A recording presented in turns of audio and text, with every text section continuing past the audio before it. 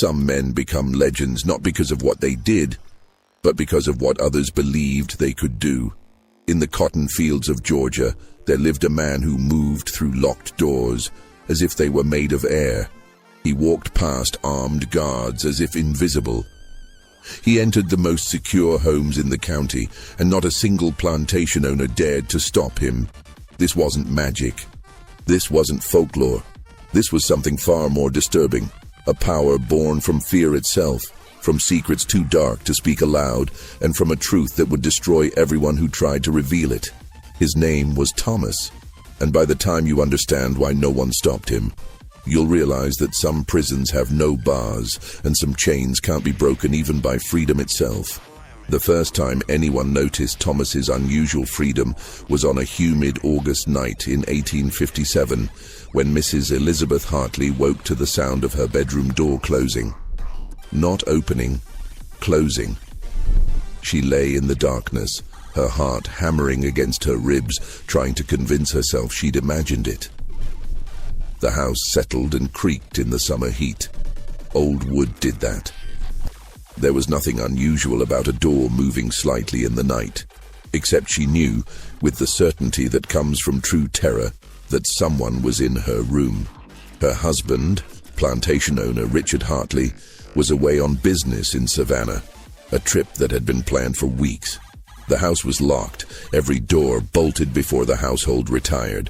3 overseers patrolled the grounds with rifles and dogs trained since puppyhood to tear apart any slave found outside the quarters after dark.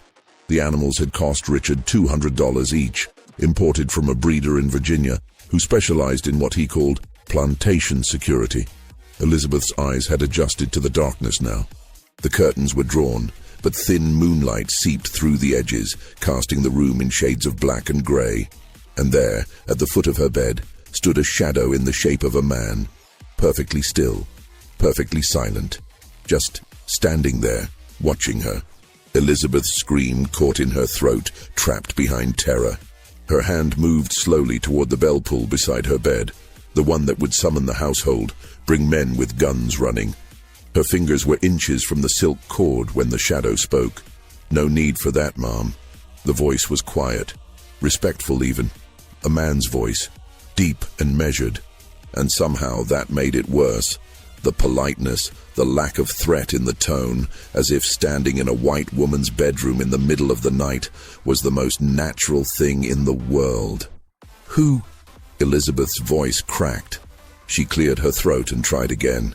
"Who are you? What do you want?" "My name is Thomas, Mom. I work your husband's fields. I've come to deliver something." The shadow moved and Elizabeth flinched, but he was only reaching into his coat, a coat she noticed now with growing confusion that looked far too fine for a field hand.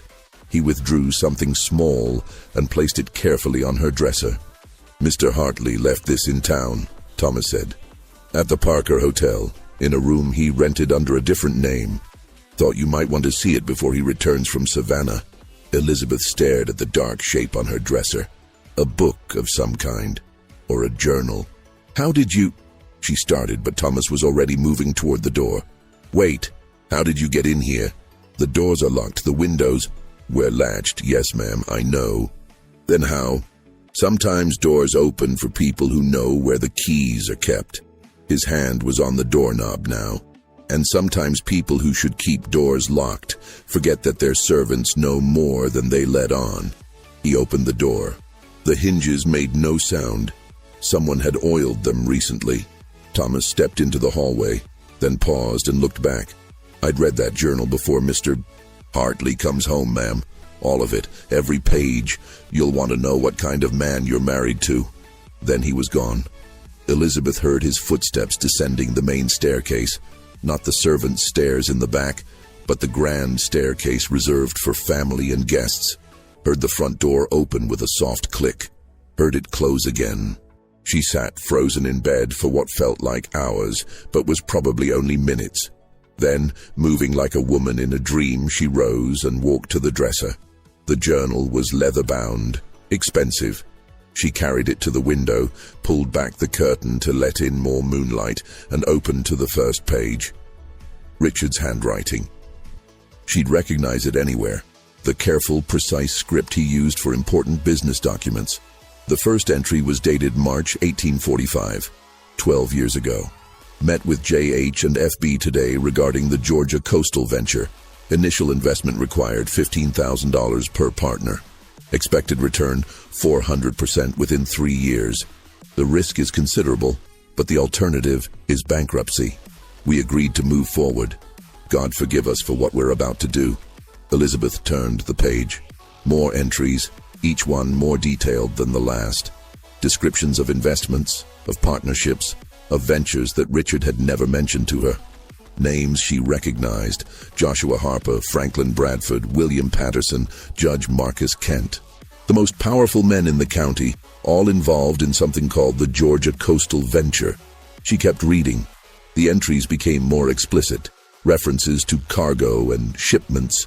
Mentions of a Captain Williams who operated a vessel called the Nightingale. Detailed accounts of payments made to customs officials, to harbor masters, to sheriffs in 3 different counties. And then, on a page dated July 1845, the truth became horrifyingly clear. The Nightingale arrived last night at the inlet north of Brunswick. Captain Williams reports 247 souls aboard, 31 lost during the crossing. The survivors are in poor condition, but should recover enough to be presentable within a fortnight. Harper has already arranged buyers in Charleston and New Orleans. We should clear $80,000 after expenses. The venture proceeds as planned. Elizabeth's hands shook so badly she nearly dropped the journal. She read the entry again, hoping she'd misunderstood. But there was no misunderstanding possible. Her husband, her respectable, church-going, community pillar husband, had been involved in smuggling slaves directly from Africa. Not buying slaves through legal markets, but smuggling them. Importing human beings in violation of federal law, in violation of international treaties, in violation of everything their society claimed to stand for, however hypocritically. The act had been illegal since 1808. The punishment was death by hanging. She turned page after page, reading through the night. The operation had continued for 3 years, from 1845 to 1848. Multiple ships, thousands of people smuggled and sold, millions of dollars in profit, divided among the conspirators.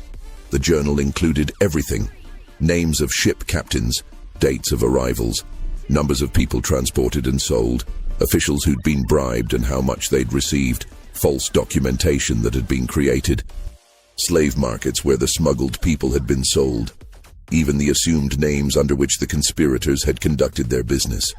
The last entry was dated November 1848. The venture concludes today. We've agreed to cease operations. The risks have become too great. Federal authorities are investigating smuggling along the Georgia coast. Harper believes we should destroy all records. I disagree. The documentation proves our accounting is correct and protects each partner from false claims by the others. I'll keep this journal secure. No one will find it who shouldn't. Elizabeth closed the journal as dawn began to break. She sat by the window, watching pink light spread across the fields where slaves, some of whom might have been smuggled here, might have been part of Richard's crime, were already emerging from their quarters to begin another day of forced labor. The question that terrified her most wasn't what Richard had done. It was how Thomas, a slave, had gotten his hands on this journal, and why he'd chosen to give it to her. When the household began to stir, Elizabeth rang for her maid and asked that the doors be checked. Every single door in the house was locked from the inside, exactly as they'd been secured the night before. The windows were all latched. The night watchman reported nothing unusual during his rounds. The dogs in their kennel had barked briefly around midnight, but had settled quickly. There was no possible way for anyone to have entered the house. Yet Thomas had been in her bedroom, had stood at the foot of her bed, had spoken to her, placed the journal on her dresser, and walked out the front door. And now Elizabeth knew her husband was a smuggler and a criminal. And she knew that a slave had access to evidence that could hang Richard and a dozen other powerful men. She also knew, with cold certainty, that her life had just become very dangerous. Richard returned from Savannah 3 days later, arriving in the late afternoon with gifts for Elizabeth and their daughter Sarah, silk fabric from a merchant, expensive and lovely. He was in good spirits, talking about successful business dealings, about contracts signed and partnerships solidified. Elizabeth waited until after dinner, until Sarah had gone to bed, until the servants had retired to their quarters. Then she placed the leather journal on Richard's desk in his study. He was pouring brandy when he saw it. The decanter slipped in his hand, splashing amber liquid across the desk. He made no move to clean it up, just stared at the journal as if it were a coiled snake. "Where did you get that?" His voice was barely a whisper. "A man named Thomas brought it to me, in our bedroom in the middle of the night, while I was sleeping." Richard's face went from red to white. "Thomas was in our house?" "In our bedroom, Richard, standing at the foot of our bed. He placed this on my dresser and walked out, through locked doors, past guards and dogs, like he owned the place." Richard collapsed into his chair. "Dear God, I read it, all of it." Elizabeth's voice was steady despite the fury and fear warring inside her. "Every single page, the ships, the people, the bribes, everything you did." "Elizabeth, don't." She held up a hand. "Don't insult me with excuses or justifications. I don't want to hear about financial troubles or desperate measures. You smuggled human beings, Richard. You broke federal law. You could hang for this." "I know." He buried his face in his hands. "Then explain to me how a slave has this journal, how he got into our house, and why you haven't had him killed to protect yourself." Richard looked up at her, and for the first time in their 15-year marriage, Elizabeth saw genuine fear in her husband's eyes. "I can't kill him," Richard said. "None of us can. He's a slave. You own him. You could... He has copies." The words came out flat, defeated. "Multiple copies hidden God knows where. If anything happens to him, if he disappears, if he dies, even if he's sold away, those copies go to federal authorities, to newspapers in the north, to the British government, which has ships patrolling for smugglers and treaties allowing them to prosecute American citizens." Elizabeth sank into a chair across from him. "How many people know about this?" "The conspirators. Maybe 15 men total." "And Thomas? Who is Thomas? Why was he keeping records for you?" Richard reached for his brandy glass with shaking hands. "The operation was complex. Multiple ships, multiple buyers, dozens of transactions. We needed someone to maintain accurate books. Who owed what? Who'd received what? How profits should be divided. We couldn't trust each other to do it honestly, and we couldn't hire a white bookkeeper without risking exposure. So you used an educated slave." Thomas came over on the second voyage, 1845. He could read and write, learned in Africa before his capture, we think. Most unusual. Harper thought we should keep him, use him. He was intelligent, detail-oriented, perfect for the work. And it never occurred to any of you that giving an enslaved man detailed records of your crimes might backfire. Richard's laugh was bitter. "Of course it occurred to us, but we needed him, and we thought..." He paused. "We thought we could control him. We thought keeping him enslaved, keeping him dependent on us would be enough. But he made copies. We didn't know until 1848, after we'd ended the operation. That's when Thomas sent each of us a message, a single page, delivered to our homes. It contained exact details from the records, details only he could know, and it made clear that if anything happened to him, everything would become public." Elizabeth tried to process this. "So for 9 years, you've been held hostage by your own slave?" "Yes, and he can come and go as he pleases." "Not exactly. He still works the fields, still lives in the quarters, but 3 times a week he visits each of the conspirators, walks right up to the main house, comes inside, stays for 10 or 15 minutes, then leaves." "What does he do during these visits?" Richard's jaw tightened. "Nothing. He just exists there, stands in our homes, reminds us that he can, that he has power over us. It's psychological, a demonstration of control, and you all just let him. What choice do we have?" If we try to stop him, if we show weakness or fear, he might interpret it as a threat. If we treat him harshly, he might decide revenge is worth his own life. So we maintain this bizarre dance. He walks through our doors, we pretend it's normal, and we all live with this sword hanging over our heads. Elizabeth stood and walked to the window, looking out at the darkened fields. There's something you're not telling me. Something worse than what's in the journal. Richard was silent for so long she thought he wouldn't answer. Finally, the numbers in that journal aren't complete. What do you mean? The official records show 643 people smuggled over 3 years, but the actual number was higher. Much higher. How much higher? I don't know. Only Thomas knows. He kept 2 sets of books, one for us to divide profits, and one that recorded the truth.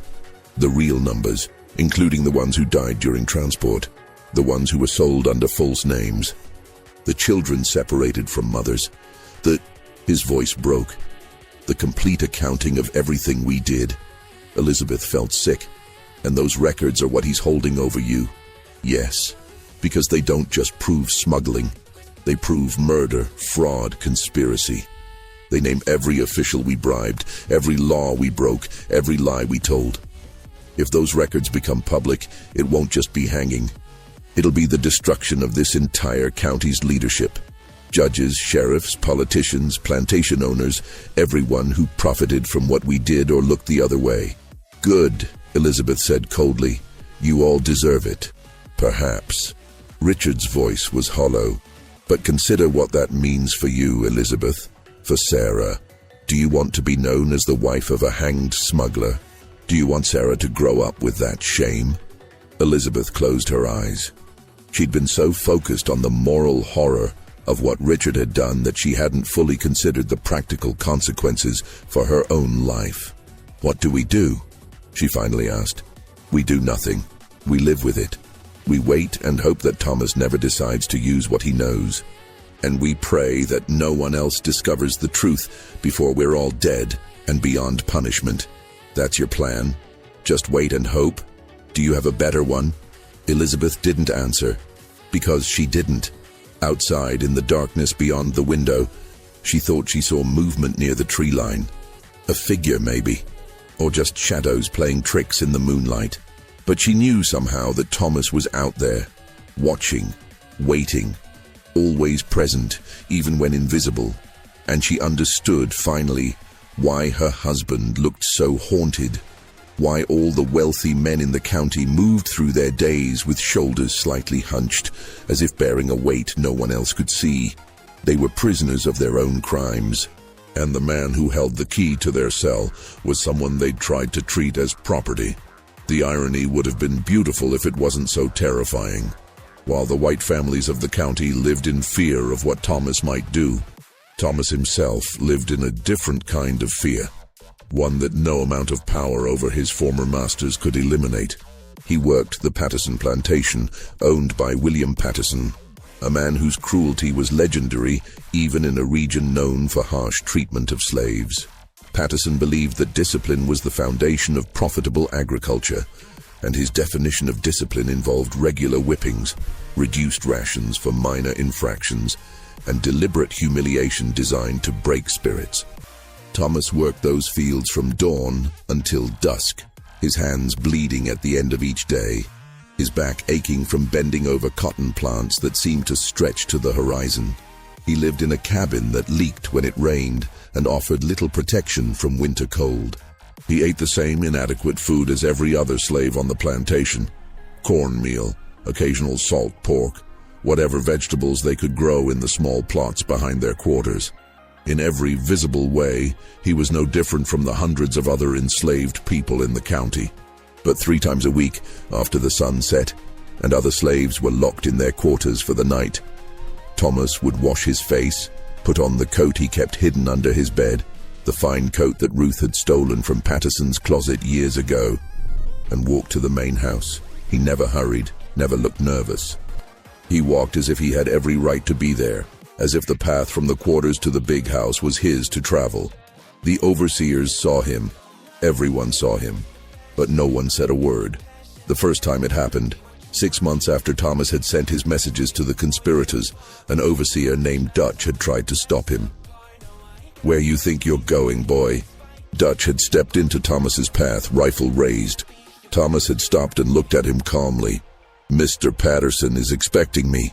"Like hell he is. Get back to the quarters before you what?" Thomas's voice was quiet but firm. "Before you shoot me, go ahead. Pull that trigger. See what happens next." Something in Thomas's eyes had stopped Dutch. Not fear.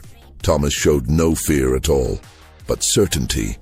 The absolute confidence of a man who knew exactly how far his power extended. Dutch had lowered the rifle. "I'll need to check with Mr. Patterson." "Of course, I'll wait." Dutch had run to the house, burst into Patterson's study. "Sir, that slave Thomas is walking up to the house like he owns the place. Should I?" Patterson had gone pale. "Let him through." "But sir, let him through." Patterson's voice had been sharp with panic. "Don't touch him. Don't threaten him. Don't even look at him wrong. Do you understand me?" Dutch had returned, confused and frustrated, and waved Thomas past. That had been 5 years ago. Now, no one even pretended to stop him. Thomas climbed the steps of the Patterson mansion and opened the front door without knocking. He walked through the foyer, past the parlor where Patterson's wife sat with her needlework, past the dining room where Patterson's children were finishing their dinner. No one looked at him. No one spoke. It was as if he were invisible, or as if acknowledging his presence would somehow make the situation more real. He found William Patterson in his study, as always, hunched over his desk with a whiskey glass in his hand. Thomas stood in the doorway for exactly 60 seconds, counted them silently in his head. Patterson didn't look up, but his hand shook as he lifted the glass to his lips. When 60 seconds had passed, Thomas turned and walked out the same way he'd come. The entire visit took less than 5 minutes. He spoke no words, made no threats, did nothing except exist in a space where he shouldn't be able to exist. And that was enough, because Patterson knew, they all knew, that Thomas could do so much more, could deliver those copies to authorities, could stand in a courtroom and testify to everything he'd witnessed, could write letters to newspapers, to politicians, to anyone who would listen. The visits were reminders, gentle, silent reminders that the power dynamic had shifted in ways that couldn't be changed. Thomas walked back to the quarters in the darkness. As he approached, he saw Ruth sitting on the steps of her cabin, smoking a pipe she'd made from a corncob. Ruth was 70, if she was a day, brought to America as a child back when the slave trade was still legal.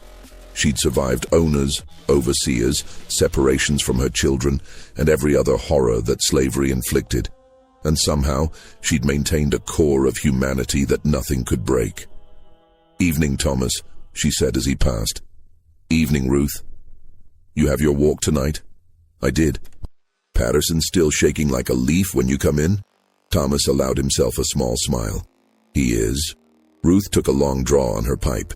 "You know they're going to try to kill you eventually. Fear only works so long before it turns to desperation." "I know. And you know that when they do, they'll make it look like an accident, or like another slave did it. They'll be clever about it." "I know that too." "Then why you keep walking into their houses? Why not just let them live in fear without the reminder?" Thomas sat down on the steps beside her. This was the only place he felt safe enough to show vulnerability, to let the mask slip slightly. "Because," he said quietly, "fear fades. Memory softens. People convince themselves that threats aren't real, that consequences won't come. If I stop the visits, within a year, they'll have convinced themselves I don't really have the power I claim. They'll start thinking of ways to test me. Better to remind them regularly." "That's the practical answer," Ruth said. "What's the real one?" Thomas was silent for a moment. "The real one is that those walks are the only freedom I have, the only moments where I'm not property, not controlled, not subject to their whims. When I walk through Patterson's front door, for those 5 minutes, I'm not a slave. I'm a man with power, and I need those minutes to remember what that feels like." Ruth nodded slowly. Freedom in a cage is still a cage. I know. You could run. Go north. Use those records to buy protection from abolitionists. And abandon everyone else here. Use my knowledge only for myself while hundreds of other people remain enslaved. You don't owe them anything, Thomas. Survival isn't selfish. Maybe not. But I've spent 12 years keeping those records safe, maintaining that power. If I run, it was all for nothing.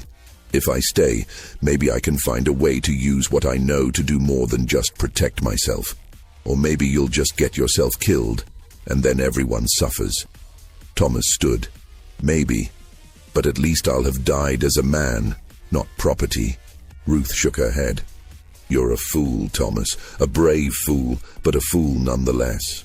Probably. He went into his cabin, the small, drafty space that was his only private refuge, and pulled up the loose floorboard where he kept his most precious possessions. A pencil, nearly worn down to a nub. Paper, stolen sheet by sheet from Patterson's study over the course of years. And a small journal where Thomas kept his own records. Not the copies that threatened the conspirators. Those were hidden in locations even he only visited twice a year. This was different. This was personal. Thomas wrote down the date, August 17th, 1857. Then he wrote, Mrs. Hartley received the journal. She knows now.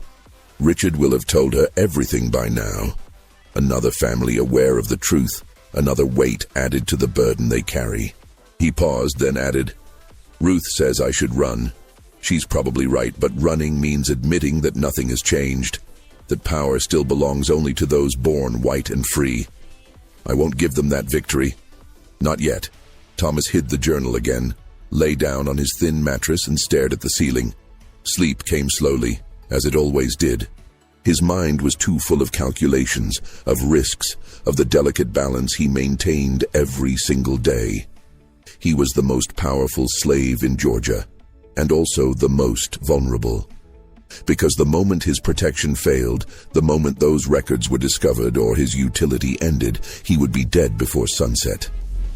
Living with that knowledge was its own form of torture, one that no white person in the county could ever truly understand. By 1859, Thomas's situation had become so normalized that the younger generation, children who'd grown up seeing him walk through their homes, barely questioned it. Sarah Hartley was 17 that summer, caught between childhood and adulthood, between innocence and the harsh realities of the world she'd been born into. She'd known about Thomas her entire conscious life, the strange slave who came to their house regularly, who her father spoke of only in worried whispers, who seemed to move through society according to rules no one else followed. But she'd never truly paid attention until the night she saw something that changed her understanding of everything. It was late July, oppressively hot. Sarah couldn't sleep, so she'd gone to the kitchen for water. The house was dark, everyone supposedly asleep. She was padding through the hallway in her nightgown when she heard voices coming from her father's study. One voice was her father's. The other was unfamiliar, but somehow commanding. Sarah knew she shouldn't eavesdrop, but curiosity overwhelmed propriety. She moved silently to the study door, which stood slightly ajar, and listened. Can't continue like this forever, her father was saying. You know that. I know. The other voice, Thomas's, though Sarah didn't know that yet, was calm, measured. But forever is a long time. I'm only concerned with today. But the war that's coming might free me, might kill me, might change nothing. I can't plan for variables I can't control, Mr. Hartley. If the Union wins, if they free the slaves, you won't need your protection anymore. You could simply walk away. And if the Confederacy wins, if slavery continues for another 50 years, then my protection becomes even more valuable. Sarah heard her father sigh. What do you want, Thomas? Really want? If you could have anything. There was a long pause. Sarah pressed closer to the door, desperate to hear the answer. I want to live long enough to see every man who smuggled human beings held accountable for his crimes. I want to see justice. Real justice, not the twisted version we pretend at in courtrooms where some people count as property. I want my daughter to grow up free. Sarah's breath caught. Daughter. Thomas had a daughter. You have a child? Her father sounded shocked. Born last month, her mother is Lily from the Bradford Plantation. Bradford doesn't know yet. And before you ask, no, I won't tell you where Lily is hiding her. I learned from your example about the importance of information security. Thomas, that child will grow up in a different world than I did, Mr. Hartley. I'll make certain of it, whether through your laws changing or through the evidence I've kept. One way or another, she'll be free. That's what I want. I hope you get it, Richard said quietly. I genuinely do. What we did, what I did, it haunts me every single day. Good, Thomas said, and Sarah heard no sympathy in his voice. It should haunt you. You should never have a moment's peace for the rest of your life. Footsteps approached the door. Sarah fled silently back to her room, her heart pounding. Thomas had a daughter. Thomas spoke to her father as an equal. No, more than an equal, as a superior. And her father, one of the wealthiest and most powerful men in the county, accepted it. Sarah lay in bed, processing what she'd heard. The pieces of a puzzle she'd never known existed were starting to come together, and the picture they formed was disturbing. Over the following weeks, Sarah began paying closer attention. She noticed how the prominent men of the county carried themselves. The slight hunch to their shoulders, the way their eyes would dart around rooms as if looking for threats, the whispered conversations that stopped abruptly when others approached. She noticed how Thomas moved through public spaces. She saw him once in town, walking past the courthouse. A group of white men stepped aside to let him pass, then watched him with expressions of mingled hatred and fear. She saw Judge Kent nearly drop his walking stick when Thomas appeared on the same street corner. She saw Franklin Bradford cross to the opposite side of the road rather than pass close to where Thomas stood. These men who wielded enormous power, who decided the fates of hundreds of enslaved people with casual indifference, were afraid of a single slave. Sarah needed to understand why. She started spending time in her father's study when he was away, carefully reading through papers and correspondence. She found nothing explicit, but she found traces. References to the Georgia matter and the coastal situation. Letters from attorneys discussing statute of limitations for federal crimes. A note from Judge Kent that read simply, "We maintain our position. No changes can be made." Then one day, while searching through a trunk in the attic, ostensibly looking for old quilts, but really just exploring, Sarah found a metal lockbox hidden beneath layers of fabric. The lock was good, but Sarah had watched her father open similar locks before.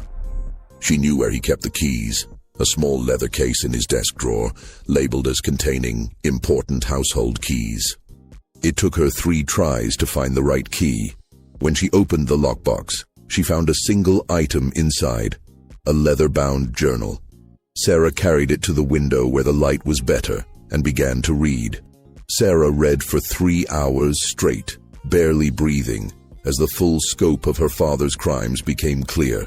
The smuggling operation, the thousands of human beings stolen from their homes in Africa, packed into ships where hundreds died during the crossing, then sold like livestock in American markets.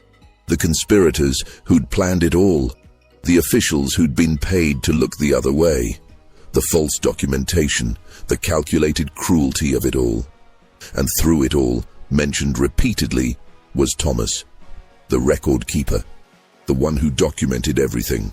Thomas maintains meticulous accounts, one entry read. His attention to detail is extraordinary. He records not just numbers but names, ages, family groups. Harper worries this is too much information, but I believe thoroughness protects us. If questions arise, we can prove exactly what happened. Another entry. Thomas asked today if his work would earn his freedom. Harper laughed at him.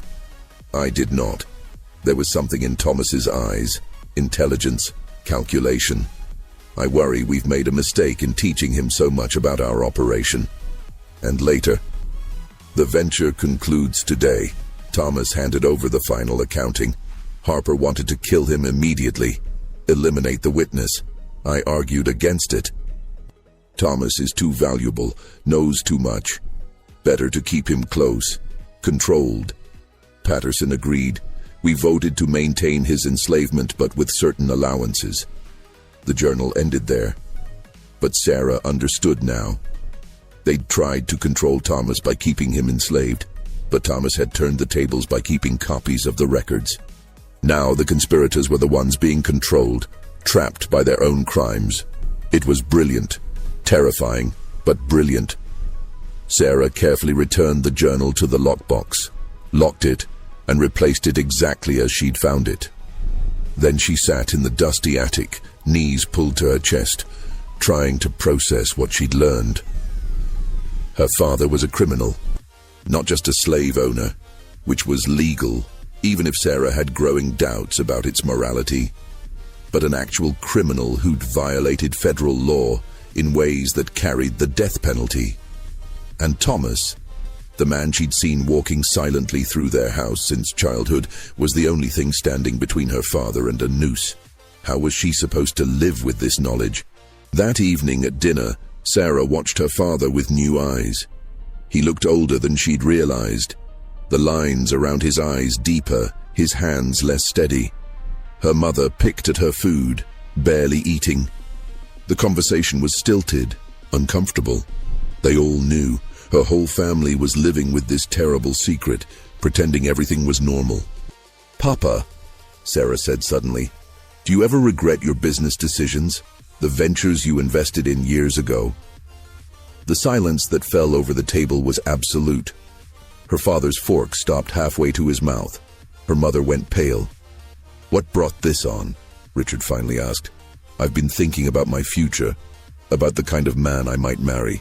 I'd want someone honorable, someone who made ethical choices even when they were difficult, someone who could sleep peacefully at night."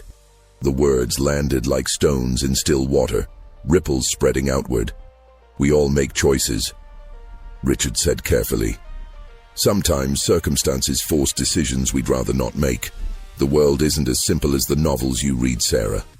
I know it's not simple, but surely there's a difference between difficult choices and wrong choices." "Sarah," her mother intervened, "this isn't appropriate dinner conversation, isn't it? We live in a county where people own other people, where we benefit from the labor of enslaved human beings. Shouldn't we talk about the morality of that? You're too young to understand the complexities. I'm 17, old enough to understand right from wrong." Richard set down his fork. "What exactly are you asking, Sarah?" She met his eyes. "I'm asking if you sleep peacefully at night, Papa. I'm asking if there are things in your past that haunt you. I'm asking if you believe in accountability for sins." Her father stared at her for a long moment. Then quietly, "No, I don't sleep peacefully. And yes, I believe in accountability. I live with it every single day." Sarah nodded. "Good. You should." She excused herself from the table, leaving her parents in stunned silence. That night, lying in bed, Sarah made a decision. She couldn't undo her father's crimes. She couldn't free the slaves who'd been smuggled. She couldn't reverse time and prevent any of it. But she could choose not to be complicit in the silence. She could choose to acknowledge the truth, even if only to herself. And someday, if the opportunity arose, she could choose to stand on the side of justice rather than comfort. It wasn't much, but it was something. If you're finding this story as gripping as we intended, we'd deeply appreciate it if you could subscribe to the channel. Stories like this require extensive research into primary sources, plantation records, and historical documents. Your subscription helps us continue bringing these forgotten and disturbing chapters of American history to light. We read every comment, so share your thoughts about Thomas's impossible situation below. The conspiracy that had created Thomas's power extended far beyond the handful of plantation owners who directly participated in the smuggling.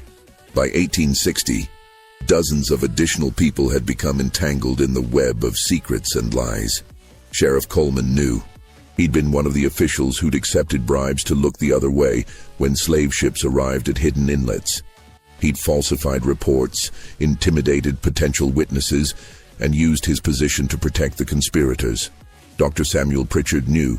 He'd examined newly arrived Africans, treating diseases acquired during the crossing and certifying them as born in America for sale documents. His medical reputation lent credibility to the false documentation. Mayor Harrison knew. He'd used his political connections to prevent federal investigators from looking too closely at Georgia's coastal activities. Even Reverend Matthews, the respected minister who preached every Sunday about Christian morality, knew something. He'd accepted donations to his church from the conspirators. Donations large enough that he must have questioned their source. And they all lived in fear, not just of legal consequences but of social destruction. Because in their society, reputation was everything. A man could survive financial ruin and rebuild, but a man whose reputation was destroyed, who was publicly revealed as a criminal, a smuggler, a person who'd violated both law and decency, that man was finished. His family would be shunned. His children would never find respectable marriages. His name would become a curse. Thomas's power wasn't just that he could send men to the gallows. It was that he could destroy families, legacies, the social fabric of an entire county. One afternoon in June 1860, several of the conspirators gathered secretly at the Bradford estate to discuss their situation. The meeting had been arranged carefully. Servants dismissed, guests arriving separately to avoid suspicion, doors locked and windows covered. Franklin Bradford poured whiskey for the assembled group. Richard Hartley, William Patterson, Judge Kent, Sheriff Coleman, Dr. Pritchard, and 3 other plantation owners who'd invested in the smuggling operation. "Gentlemen," Bradford began, "we've lived under Thomas's thumb for 12 years. I think it's time we seriously discussed our options." "We've had this conversation a dozen times," Judge Kent said wearily. "We haven't found a solution yet, because we've been too cautious, too afraid to take decisive action." "Decisive action?" Patterson's voice was sharp. "You mean murder? Say it plainly, Franklin." "Fine, yes, I mean eliminating the threat." "And the copies of the records?" Richard asked. "The ones that will be delivered to authorities if anything happens to Thomas?" "We don't know for certain those copies exist," Bradford argued. "Maybe it's a bluff. Maybe there's only the one set, and Thomas has simply convinced us." "It's not a bluff." Dr. Pritchard spoke up for the first time. 3 years ago, my son, drunk and foolish, tried to attack Thomas, wanted to teach the uppity and grow a lesson. Before the boy could land a blow, Thomas stopped him with a single sentence. "Your father examined 73 children under the age of 5, certified them as born in Virginia, and sold them to markets in New Orleans. That information is currently held by 3 different people who don't know each other. If I don't meet with each of them by specific dates, they have instructions to deliver sealed packages to federal authorities." The room was silent. My son was so terrified by the specificity, by the fact that Thomas knew the exact numbers, that he ran. He left Georgia entirely, moved to Texas. And Thomas was right. I did examine 73 children. That number isn't in any documents we kept. It's in the records that only Thomas maintained. "So the copies are real," Sheriff Coleman said heavily. "Which means we're trapped. Perhaps not permanently," Judge Kent said thoughtfully. "Gentlemen, consider. Thomas is, 35 years old? 36? He could live another 30 years, maybe 40. But we won't. Most of us are already in our 50s or 60s. Patterson, you're nearly 70. Your point?" "My point is that time solves this problem for us. Eventually, Thomas will die. And when he does, whatever instructions he's left will be executed by people who have no personal stake in the matter. People who can be bribed, intimidated, or reasoned with. Or," Richard said quietly, "when Thomas dies, those instructions will be carried out exactly as he planned. Evidence delivered, crimes exposed. Our children and grandchildren left to bear the shame. Better them than us," Bradford muttered. Richard stood abruptly. "Listen to yourselves. You're planning for Thomas's natural death while hoping your own comes first, so you can die before facing consequences. That's not a strategy, that's cowardice." "Then what do you suggest?" Patterson demanded. "Confession. Should we all march to federal court and admit everything? Hang honorably? Of course not. But we could stop making it worse. Stop treating Thomas as an enemy to be defeated. Accept that we created this situation through our own greed and criminality. Easy for you to say, Bradford shot back. Your fortune was already substantial before the venture. The rest of us needed that money to survive. No one needs money badly enough to justify smuggling human beings. Don't lecture us on morality now, Richard. You were part of it. You voted for it. You profited from it just like the rest of us. Richard's shoulders slumped. I know. God help me, I know. The meeting dissolved shortly after, with no solution reached and no plan agreed upon. The conspirators returned to their homes, each one carrying the same burden they'd carried for years. Thomas's power held because it was rooted in truth. And truth, once established, couldn't be undone by conspiracy or violence. It could only be carried, like chains that grew heavier with every passing year. While the White families obsessed over Thomas's power, Thomas himself worried about something far more important: his family. Lily worked the Bradford Plantation, 3 miles from Patterson's land where Thomas lived. She was 22 years old, strong from years of field work, and she'd caught Thomas's eye 2 years earlier when their paths crossed at a rare gathering of slaves from multiple plantations. Their relationship had developed slowly, carefully. Slaves weren't allowed to marry across plantations. It complicated ownership and created divided loyalties.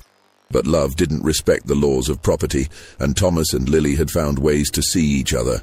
Thomas would use his evening freedom to walk to the Bradford plantation. Franklin Bradford, terrified of Thomas as all the conspirators were, never dared question these visits. Thomas would spend an hour with Lily in the quarters, speaking quietly, planning for a future that seemed impossibly distant. When Lily became pregnant, they both knew it complicated everything. A child of Thomas's would be born into slavery, owned by Bradford. But that child would also be the daughter of the only slave in Georgia who held power over white men. The target on that child's back would be enormous. "We need to get her out," Lily had whispered one night, her hand on her swollen belly. "When she's born, we need to get her away from here." "Where? How?" Thomas asked. "I can't leave. If I disappear, everything I've built collapses. They'll destroy the evidence, kill anyone who knows anything, and make sure no trace remains. Then I'll take her. I'll run. They'll hunt you. Bradford will send trackers, dogs. They'll claim you stole valuable property, both yourself and the child. Then what do we do? Let her grow up enslaved? Let Bradford sell her away when she's old enough to work?" Thomas had no answer. He was powerful in specific ways, but he couldn't protect his own family. The irony was bitter. The baby was born in August 1859, a girl they named Grace, though they couldn't officially register the name anywhere. For the first months of her life, Grace lived with Lily in the Bradford slave quarters, and Thomas visited when he could. Franklin Bradford knew about the child. Everyone knew. But Bradford had made a calculated decision not to interfere. Thomas's visits to his plantation were already unsettling enough. Antagonizing the man by threatening his daughter seemed like begging for disaster. So an unspoken agreement existed. Bradford pretended not to notice Thomas's family. Thomas maintained his usual schedule of visits to Bradford's home. Neither acknowledged the deeper implications. But Thomas knew this arrangement couldn't last forever. When Grace was 6 months old, Thomas made a decision. He approached Bradford directly during one of his regular visits. "I want to buy my daughter's freedom," Thomas said. Bradford, who'd been staring fixedly at his desk as always during Thomas's visits, looked up in genuine surprise. "You want what?" "I'll pay you for her." "For Grace?" "Name a price." "Slaves can't own property. You can't buy anything." "Then I'll provide you with information that's worth far more than one infant's market value. Information about your fellow conspirators. Things they've done that you don't know about. Things that would shift the balance of power among you." Bradford's eyes narrowed. "You'd betray the others to save your daughter?" "Without hesitation. But I'd prefer a simpler transaction. You set a price. I find a way to pay it through intermediaries. Grace becomes free. And if I refuse?" Thomas leaned forward slightly. Then I'll remember that you had the chance to do one good thing, one small act of decency, and chose cruelty instead. I'll remember that when I decide what to do with the records I hold. It was the closest Thomas had ever come to an explicit threat. The balance of their strange relationship shifted in that moment. Bradford was silent for a long time. If I free the child, she has nowhere to go. Lily isn't free. You aren't free. Grace would be free on paper, but functionally still enslaved. She'd have options you and I don't. She could be sent north, could be placed with free black families who'd raise her, or she could be kidnapped and re-enslaved. It happens all the time, Thomas. You know that. Thomas did know that. Free papers meant nothing if someone decided to ignore them and claim you were escaped property.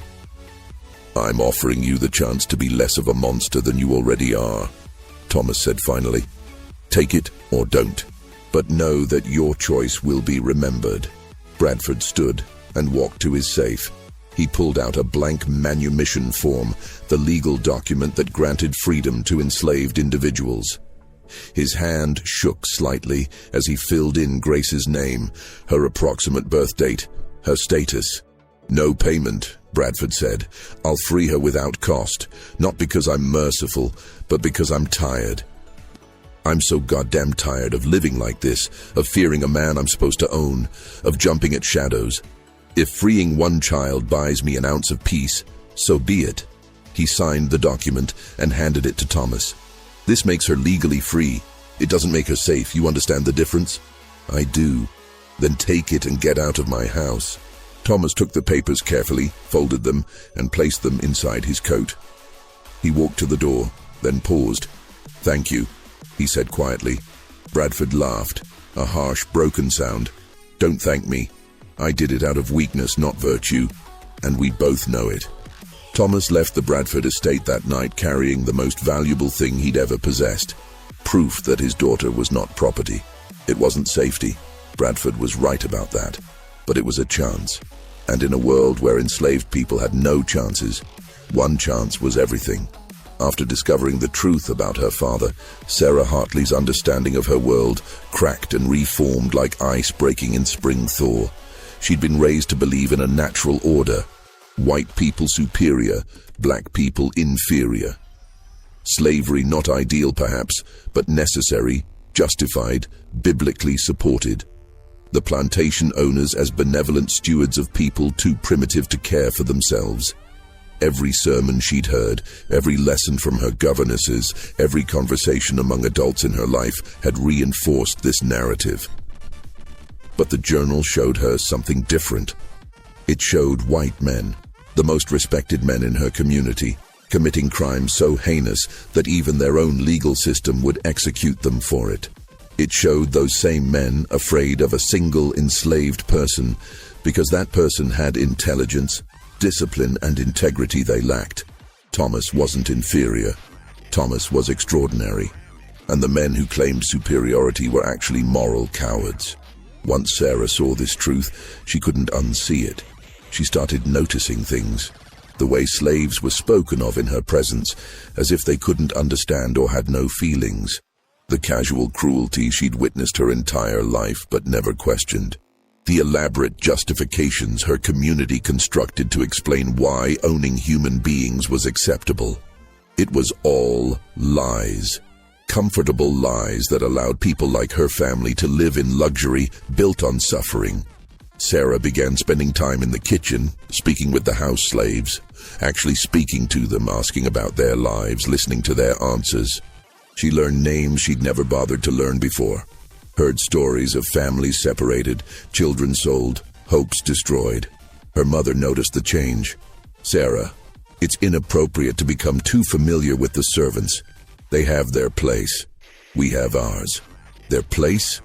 Sarah's voice was sharper than she intended. They're people, Mother. They have thoughts, feelings, families. Just like us. Of course they do, dear. No one denies that. But the social order must be maintained. If we become too familiar, they might forget their station. Or we might remember our humanity. Elizabeth stared at her daughter. You sound like an abolitionist. Would that be so terrible? In this county, yes. It would be dangerous, Sarah, for you and for this family. Sarah wanted to shout that the family deserved whatever danger came to it, that her father's crimes warranted punishment, that his fear was justice. But she held her tongue. Destroying her family wouldn't help the slaves who'd already been smuggled, wouldn't undo the crimes, so instead she started educating herself.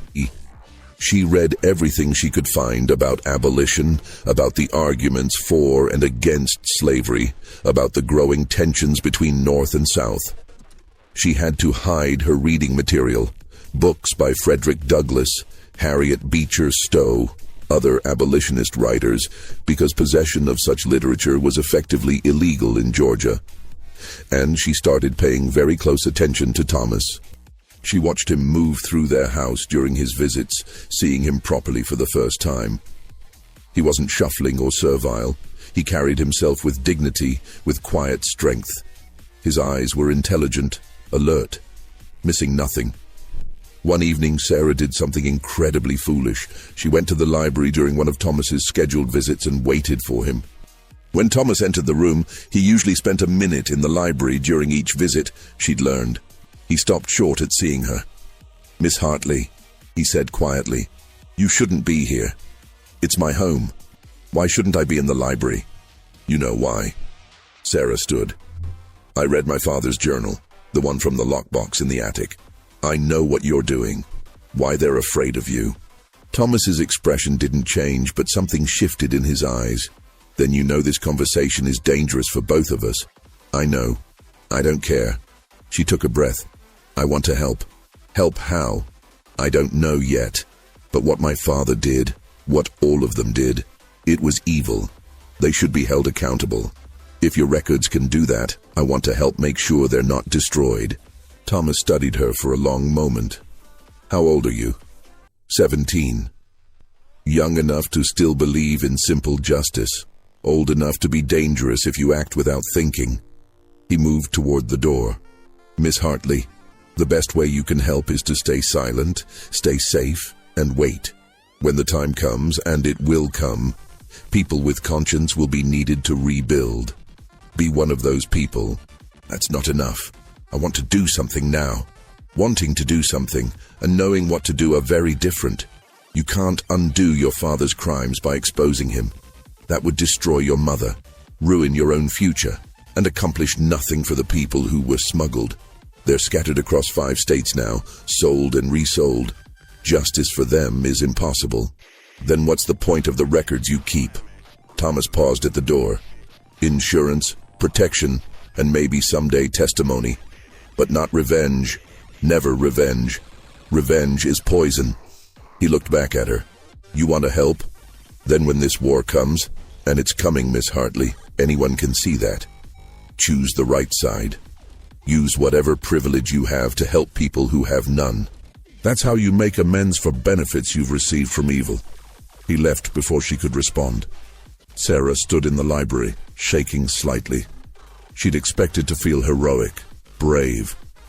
Instead, she felt small, naive, reminded that her desire to help was rooted partly in wanting to absolve her own guilt. But Thomas was right about one thing. A war was coming. Everyone could feel it. The tensions between North and South were reaching breaking points. Violence in Kansas, political crisis in Congress, debates about slavery becoming louder, more bitter. And when that war came, Sarah would have choices to make. She just hoped she'd have the courage to make the right ones.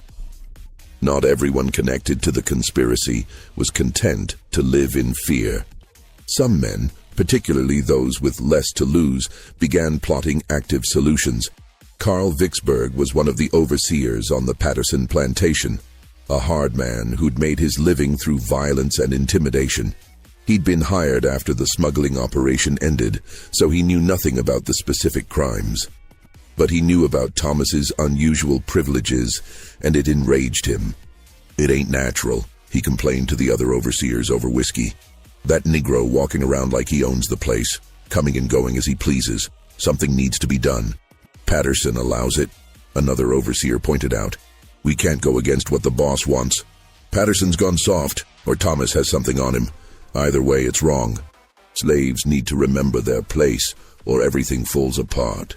Vicksburg started watching Thomas carefully, looking for opportunities. He knew he couldn't just kill the man. Too obvious, too likely to cause problems. But maybe he could arrange an accident, or provoke Thomas into doing something that would justify punishment. One night, Vicksburg was on patrol when he saw Thomas leaving the Patterson house after one of his regular visits.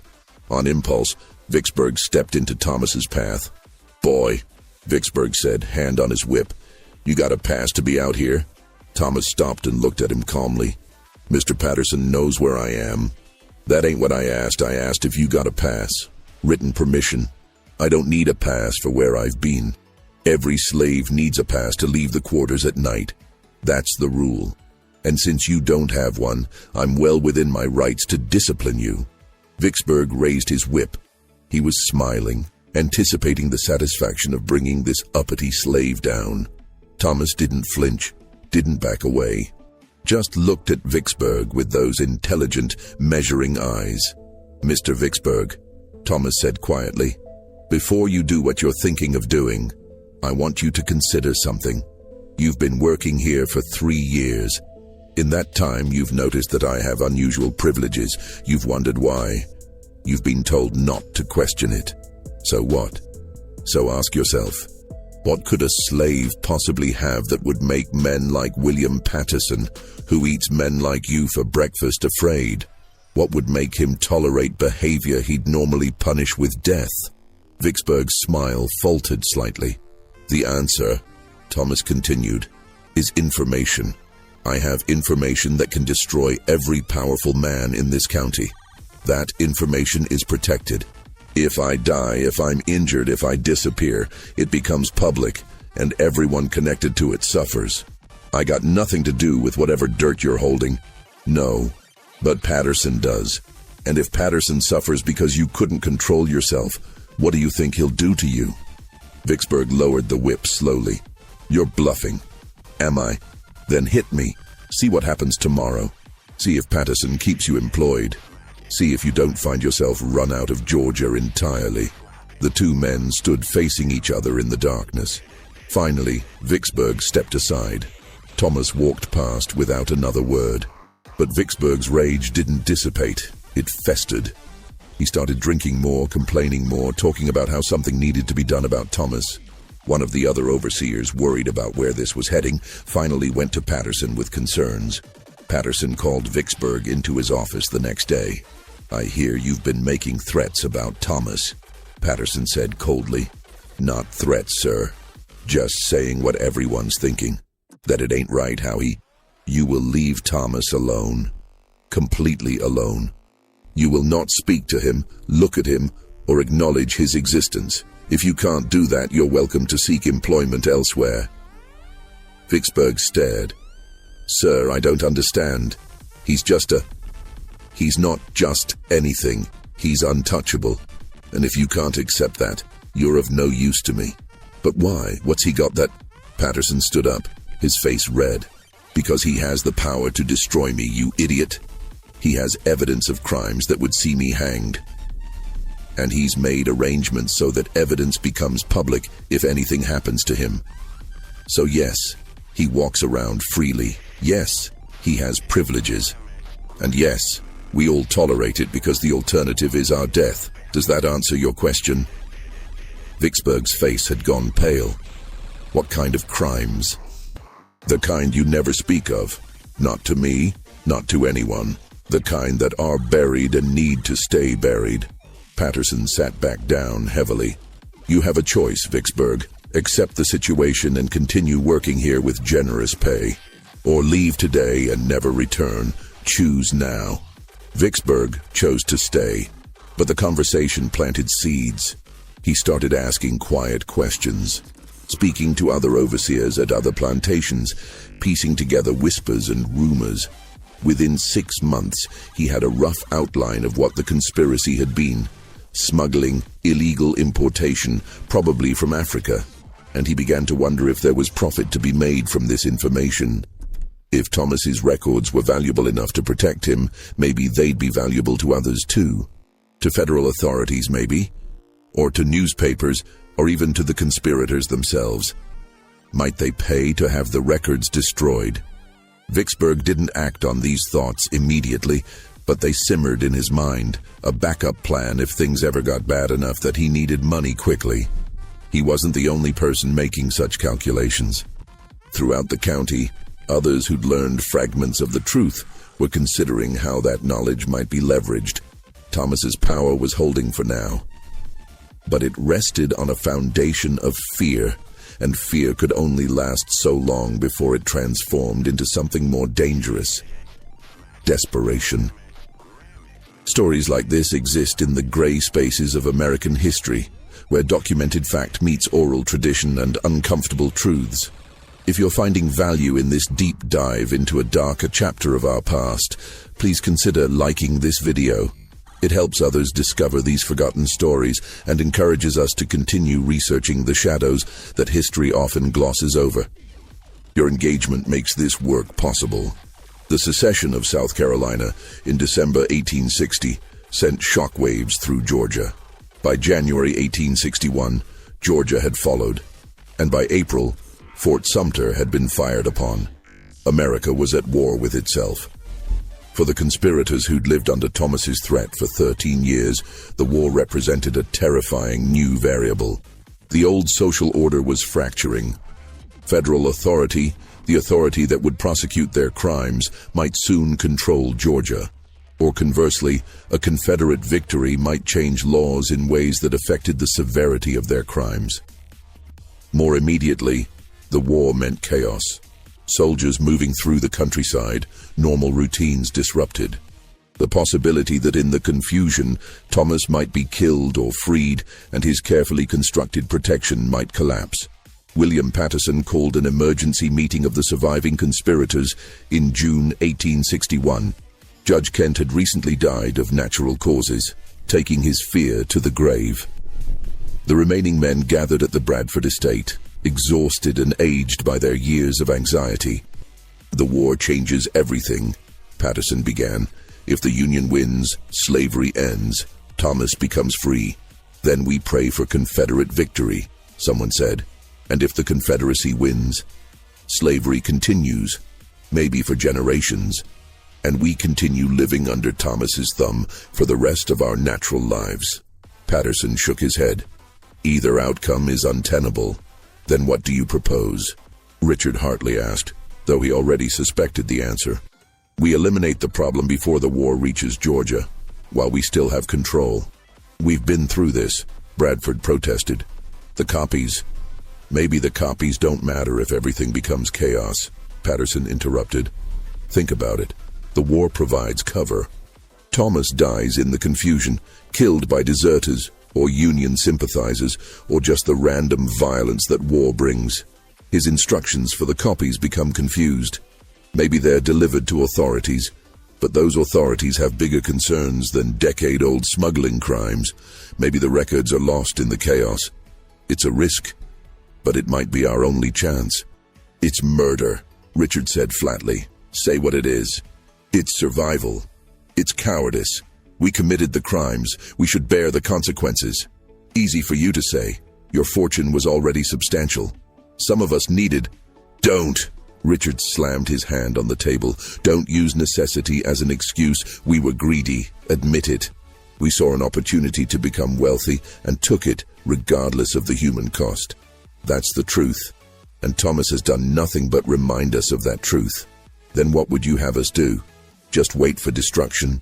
I would have us do what we should have done 13 years ago. Confess. Face the consequences. At least die with some shred of dignity intact." The room erupted in arguments. Some men agreed with Richard's position in principle, but lacked the courage to act on it. Others argued passionately for Patterson's approach. A few remained silent, paralyzed by indecision. The meeting ended with no consensus, but a fracture had formed in the group. Patterson, Bradford, and 3 others had decided they were willing to risk violence. Richard, Dr. Pritchard, and 2 others had decided they would rather live with uncertainty than add murder to their list of crimes. The remaining men were simply waiting to see which side proved stronger. Thomas knew about the meeting. He knew about everything that happened among the conspirators. He had people throughout the county feeding him information, slaves who overheard conversations, free black workers who heard rumors, even a few white people whose conscience troubled them enough to provide warnings. He knew Patterson was preparing to act, and he knew his time was running out. Thomas sat in his cabin one night, considering his options. He could run, use his evening freedom to disappear north, take Lily and Grace if possible, use the records as leverage to gain protection from abolitionists or federal authorities. But running meant abandoning everyone else. The other enslaved people in the county would remain in bondage. The conspirators would destroy whatever evidence they could find, and Thomas's 13 years of careful work would end with nothing accomplished.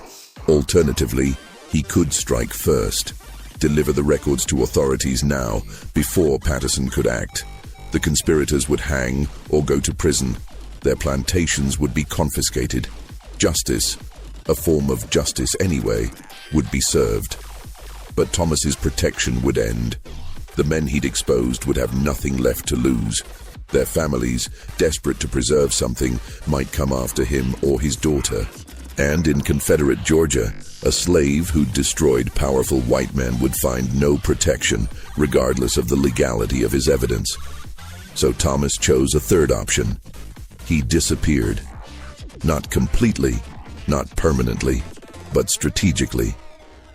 On a moonless night in July 1861, Thomas gathered his few possessions, took the money he'd saved from small jobs performed over the years, and walked away from the Patterson plantation. He didn't go far, just to a small settlement of free black families about 15 miles away. The community was barely more than a collection of cabins in the woods, hidden from casual observation. Free blacks lived precarious lives in Georgia, constantly at risk of being kidnapped and re-enslaved. But they developed networks and skills for staying safe. Thomas arrived at the settlement and was taken in by a woman named Naomi, who'd known him slightly from previous encounters.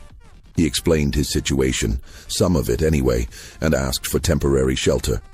"How long you need to stay hidden?" Naomi asked. "Don't know. Months, maybe, until I see how the war develops." "You in danger?" "Yes, but more importantly, my being visible puts a target on others. If I disappear, it shifts the situation, makes them uncertain instead of desperate." Naomi studied him.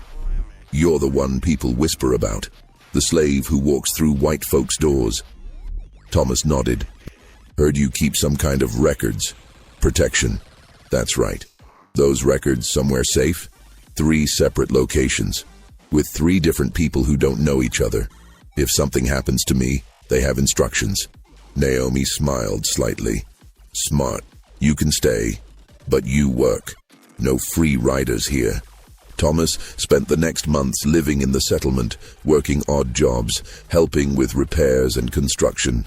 He was stronger than most from years of field labor, and his education made him valuable for keeping accounts and writing letters. He made 2 secret trips during that time. One to check on Lily and Grace at the Bradford plantation. Both were safe, and Lily had hidden Grace's manumission papers carefully. One to meet with one of his record-keeping accomplices and ensure the arrangements remained intact. Meanwhile, back in the county where he'd lived, his absence created exactly the uncertainty he'd intended. The conspirators didn't know if he was dead, fled, or simply hiding. They didn't know if his protection was still active. They didn't know whether to feel relief or terror. And in that uncertainty, they turned on each other. With Thomas gone, the delicate balance of the conspiracy began to collapse. Patterson, convinced that Thomas had fled north and the threat was diminished, started pressuring the other conspirators to destroy any remaining evidence and agree on a shared story in case authorities ever came asking questions. But Richard Hartley refused. "If Thomas is dead or gone, then we wait. We don't make it worse by creating new crimes." "You're a fool, Hartley.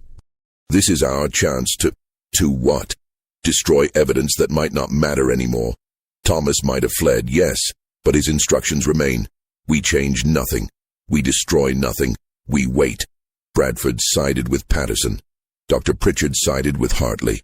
The group fractured into factions, each one suspicious of the others. Then, in September 1861, something strange happened. Franklin Bradford received a letter. It was delivered through normal postal channels, addressed in handwriting Bradford recognized immediately as Thomas's. Inside was a single page. I am neither dead nor gone. The arrangements remain in effect. Any attempts to alter the situation will be interpreted as threats and responded to accordingly. Continue as before. No signature. No return address. Bradford showed the letter to Patterson and the others. The effect was immediate. The fragile hope that Thomas's disappearance meant freedom collapsed. The fear returned, stronger than ever, because now they didn't even know where Thomas was. Couldn't monitor him, couldn't predict his actions. He'd become a ghost, more powerful invisible than he'd ever been visible. Over the following months, other letters arrived. Judge Carter, who'd taken over some of Judge Kent's duties, received one. Sheriff Coleman received one. Even Mayor Harrison, who'd been relatively peripheral to the conspiracy, received a reminder of his complicity. The letters said little, but their existence was enough. Thomas was out there. Thomas was watching. Thomas's protection remained active. Some of the conspirators found the letters reassuring. At least they knew the situation hadn't changed. Others found them threatening, a promise of future action.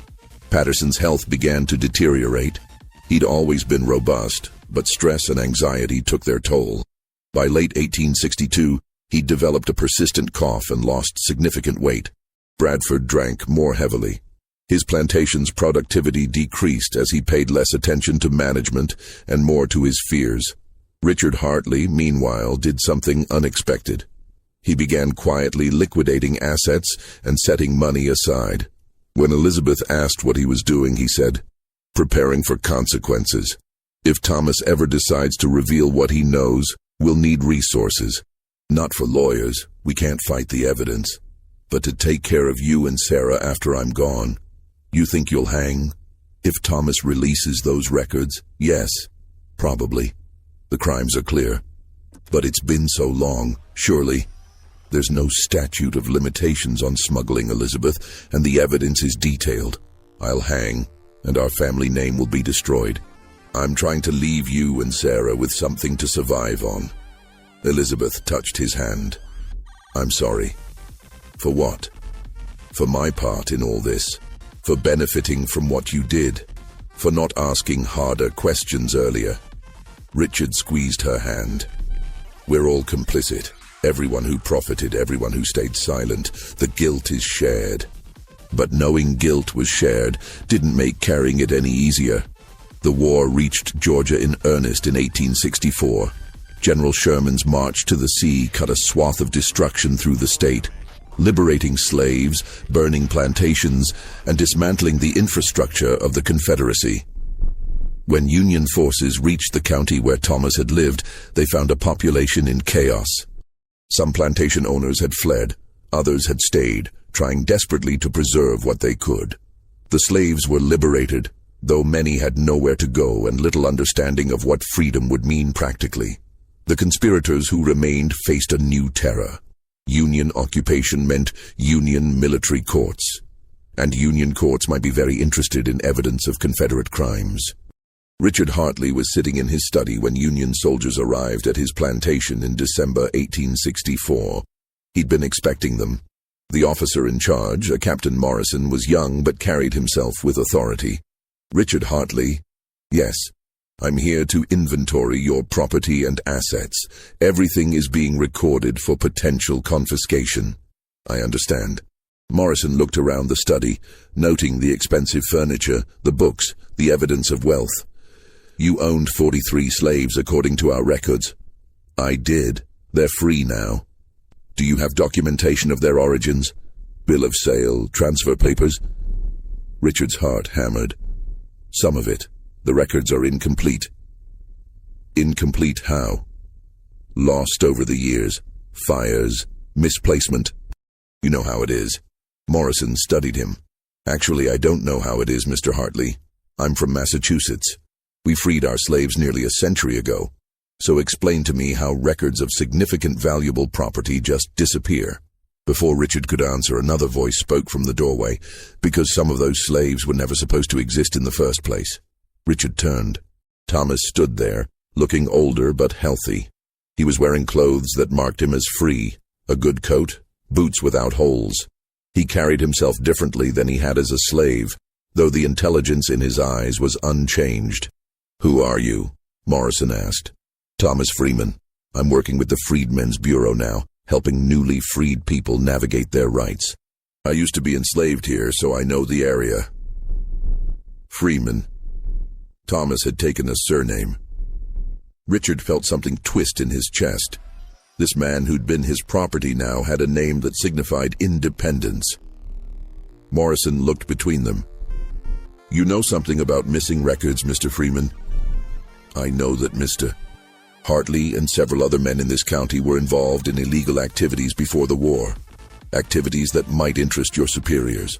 Richard closed his eyes. This was it. The moment he'd dreaded for 17 years. But Thomas continued. "However, I'm not sure Union military courts are the appropriate venue for addressing those crimes. They were committed against people who aren't here to testify. The perpetrators are old, broken men who've already paid a high price in psychological suffering. Executing them now wouldn't bring justice to the victims. It would just add more deaths to an already tragic history." Morrison frowned. "Are you saying you have evidence of crimes but don't want them prosecuted?" "I'm saying justice is complicated, Captain, and sometimes mercy serves the future better than vengeance serves the past." Thomas looked at Richard. "I'm saying I've seen enough death. Haven't you?" Richard couldn't speak, just nodded. Morrison seemed frustrated but uncertain. "If you have evidence of crimes, you're obligated to report them." "I'll think about it," Thomas said. "But for now, I'm more interested in helping the people who've just been freed figure out how to survive. That seems more urgent than punishing men who are already destroyed." Morrison left shortly after, clearly suspicious but unsure how to proceed. When the soldiers were gone, Richard looked at Thomas. "Why? Why what? Why didn't you tell him everything? You had the perfect opportunity. You could have destroyed all of us." Thomas was silent for a moment. "Because I realized something during my time away. Revenge doesn't free anyone. It just creates new chains. I could spend the rest of my life watching you hang and testifying at trials. Or I could spend it building something new, helping people who actually need help. But we deserve punishment. Yes, you do. And you'll live with what you did every day for the rest of your life. That's a harsher sentence than hanging, Mr. Hartley. Death is easy. Living with guilt is hard." Richard felt tears on his face. "I'm sorry. For all of it. I know that's not enough. But I'm sorry. I know you are. I'm not sure it matters, but I know." Thomas moved toward the door. "I won't be visiting your house anymore. I'm done with those performances. I'm done living in relation to you and the others. I'm starting a new life on my own terms. What happens to the records? They stay hidden. As long as none of you try to restore the old system, as long as you don't interfere with freed people trying to build new lives, the records stay hidden. But if I hear about any of you attempting to re-enslave people through debt peonage or false charges or any other tricks, if I hear about any backsliding into the old ways, then everything becomes public. Clear? Clear." Thomas left. Richard sat alone in his study, feeling oddly hollow. He'd spent 17 years terrified of Thomas's power. Now that the threat had seemingly ended, he felt no relief, just emptiness. Because Thomas had been right. The punishment was living with what he'd done, and no amount of time would make that easier. The years following the war were chaotic. Reconstruction brought new laws, new social dynamics, new possibilities, and new dangers.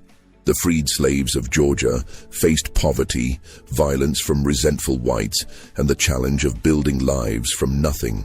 Thomas worked with the Freedmen's Bureau for 3 years, traveling throughout Georgia.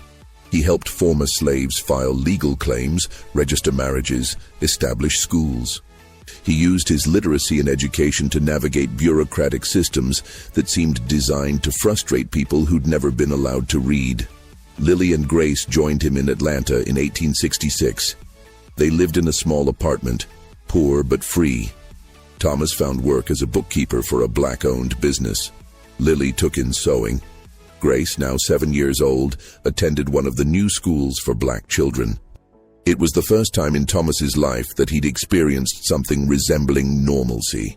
No fear of being sold, no performances of power, no constant vigilance, just work, family, modest hopes for the future. But the records remained hidden.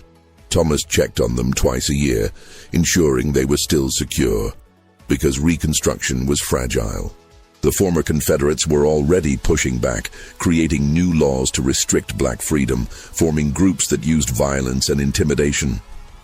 The Ku Klux Klan was born in Tennessee and spread quickly. If the progress made during Reconstruction was reversed, Thomas wanted insurance. The records could still be used if necessary. In 1868, Thomas received a letter from Sarah Hartley. She'd moved to Philadelphia after the war, unable to stomach living in Georgia anymore. She'd become involved in charitable work with freed people who'd migrated north. "Dear Mr. Freeman," she wrote, using his chosen surname respectfully, "I hope this letter finds you well. I wanted you to know that my father passed away last month. Heart failure, the doctors said, though I think it was more accurately spirit failure.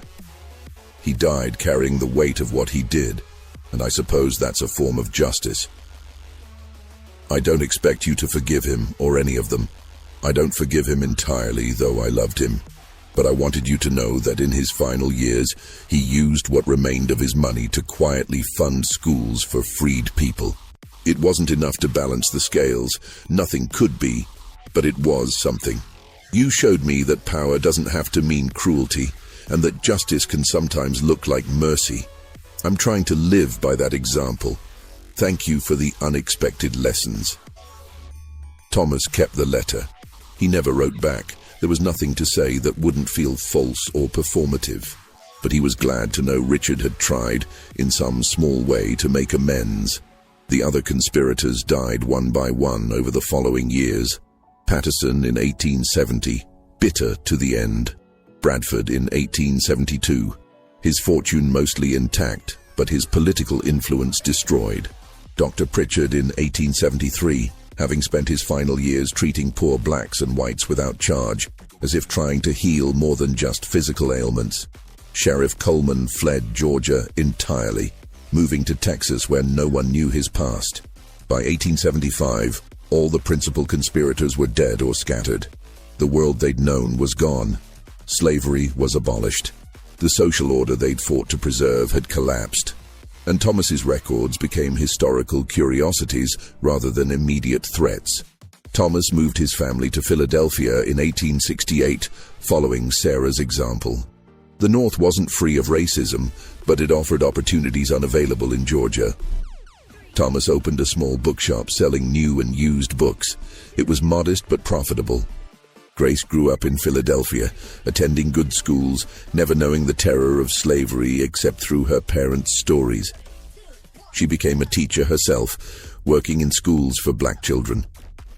Thomas never spoke publicly about his past, never told the dramatic story of how he'd held power over powerful men. When asked about his life before Philadelphia, he'd say simply, "I survived slavery." That's enough to know. But in private, he wrote, not for publication, he had no interest in fame or recognition, but for grace, for possible grandchildren, for some future generation that might need to understand. He wrote about the smuggling operation in precise detail, about the men who'd committed those crimes and how they'd escaped justice, about the system that had allowed such horrors, about the years he'd spent walking through locked doors, protected only by information and the fear it inspired. And he wrote about what he'd learned, that power without compassion breeds only fear. That revenge might feel satisfying but ultimately imprisons the avenger. That justice and mercy aren't opposites, but sometimes partners. I could have destroyed them, he wrote. I had the evidence, the opportunity, the justification, but I realized that destroying them wouldn't heal anyone, wouldn't free the people who'd already been smuggled and sold, wouldn't restore the years I'd lost or the family I'd never known. What freed me wasn't exposing them. It was choosing not to, choosing to walk away with my power intact but unused, choosing to build something new instead of tearing down something old. They lived in prison because of what they'd done. I chose not to live in prison because of what they'd done to me. That choice, that conscious decision to refuse the role of eternal victim or eternal avenger, that was my real freedom. Thomas died in Philadelphia in 1891 at age 67. His obituary described him as a respected businessman and pillar of the community, with no mention of his extraordinary past. Grace inherited the bookshop and his writings. She kept the writings private as he'd instructed, sharing them only with her own children when they were old enough to understand. The records, the actual evidence of the smuggling operation, were discovered decades later in 1923 during demolition of an old church in Georgia. They were donated to a historical society where they gathered dust in archives, occasionally referenced by historians but generating little public interest. By then, the people they could have destroyed were long dead. The crimes they documented were safely historical. The evidence that had once been powerful enough to hold plantation owners hostage had become just another artifact of a terrible era. But Thomas's personal writings, his reflections on power, fear, justice, and freedom, those remained with his family, passed down through generations, read by descendants who needed to understand where they came from and what their ancestors had survived. And in those writings was the truth that history books often miss, that the real victories aren't always public, that the most powerful choices are sometimes the ones to not use power.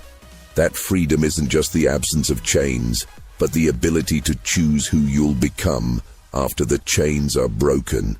Thomas had entered houses where he didn't belong, walked through doors that should have been locked to him, moved through a world that tried to treat him as property.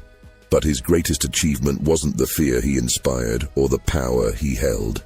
It was walking away from all of it intact, with his humanity preserved, ready to build a life defined by more than the trauma he'd endured. That was the victory that mattered, the one that echoed through generations, the one that no conspiracy could destroy and no power could diminish. He'd been a slave who could enter any house at night. But more than that, he'd been a man who'd refused to let hatred, fear, or desire for revenge define who he became. And in the end, that refusal, that conscious choice, was the most powerful act of all. The journals discovered in 1923 now reside in the Georgia Historical Society's archives in Savannah. They're available to researchers by appointment, stored in climate-controlled boxes, their pages yellowed but still legible. If you were to read them today, you'd see Thomas's precise handwriting documenting crimes committed more than 170 years ago. You'd see names of ships that brought stolen people across the Atlantic, names of men who profited from that theft, numbers that represented human lives reduced to accounting entries.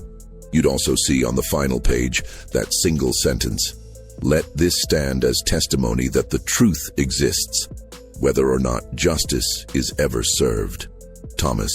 No surname, no date, just a statement that resonates across time. Historians who've studied the journals note something unusual. The records are almost obsessively detailed about logistics and numbers, but curiously vague about the individual people who were smuggled. There are counts, but not names, ages, but not identities. One researcher suggested that this was deliberate, that Thomas documented the crime and the criminals, but tried to preserve some privacy for the victims, refusing to reduce them to names in a record book. If true, it suggests Thomas understood something important, that justice isn't just about punishment, it's also about dignity, about not treating people as case studies or historical curiosities. The families who descended from Thomas, and there are many now, spread across America, know the story in detail. It's passed down carefully, with emphasis not on the drama, but on the lessons. Great-great-grandfather Thomas taught us, one descendant said in a 2015 oral history interview, that power is only meaningful if you know when not to use it. That survival isn't the same as victory. That freedom is something you build every day, not something you're given once and have forever. In Philadelphia, there's a small historical marker near where Thomas's bookshop once stood. It mentions him briefly as a freedman who became a successful businessman and community leader.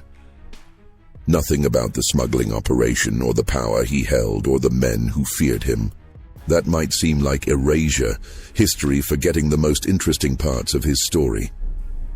But maybe it's fitting.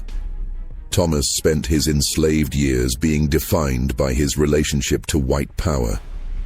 Spent years being valuable only as a threat, only as someone who held dangerous information. Perhaps he'd appreciate being remembered simply as a man who lived, built, taught, and left behind descendants who knew their history. The real memorial isn't a marker or archived journals. It's the fact that Grace's descendants, Thomas's descendants, live in freedom their ancestor helped secure. They're doctors, teachers, artists, engineers. They carry his legacy not as a burden, but as a foundation. And perhaps that's the only justice that mattered, not seeing the guilty punished, but ensuring the children of the oppressed would have chances their ancestors never did. Thomas walked through doors that should have been locked to him, but the doors he really opened were the ones leading to a future where his descendants wouldn't need to extract power through fear. They'd have it by right, by law, by simple human dignity. That's the victory history books miss. That's the triumph that echoes louder than any dramatic revelation could have. The slave who could enter any house at night ultimately didn't need to enter those houses at all. He built his own house instead, and his children and grandchildren and great-grandchildren have lived in the freedom he fought so carefully to preserve. That's how some stories end. Not with thunder and vindication, but with quiet victories that unfold across generations. Thomas knew the truth existed. He made sure it was preserved. But he also knew that truth without wisdom is just another weapon. And he chose wisdom. The plantation owners never stopped him because they couldn't. But more than that, because he never gave them reason to believe stopping him would be the end of anything. He made them understand that the threat would outlive him, outlast them, remain dormant but deadly. And then he walked away, took his family north, and lived the rest of his life free not just from slavery, but from the need to prove anything to anyone. Some ghosts haunt houses. Thomas's ghost, his memory, his choice, his legacy, haunts the consciences of anyone who learns his story and understands what real power looks like. It doesn't look like violence. It doesn't look like revenge. It looks like a man walking through a door, choosing not to destroy the people who destroyed so many others and building something new instead. That's the lesson. That's the story. That's the truth that deserves to be remembered long after the names of the conspirators have been forgotten. Thomas Freeman lived, survived, built, chose mercy when he could have chosen vengeance, chose freedom when he could have chosen eternal vigilance, chose life when he could have chosen to define himself only by the crimes committed against him. And that choice echoes still in archives in Georgia, in histories written by descendants, in the quiet knowledge that sometimes the most powerful thing you can do is walk away victorious. The plantation owners never stopped him, but in the end, he stopped being defined by them. And that was the greatest freedom of all. Thank you for listening to this deep exploration of a complex moment in American history. If you found this story thought-provoking, please consider sharing it with others who appreciate nuanced historical narratives. And don't forget to turn on notifications so you never miss our investigations into the forgotten and uncomfortable corners of our nation's past. History remembers what we choose to preserve.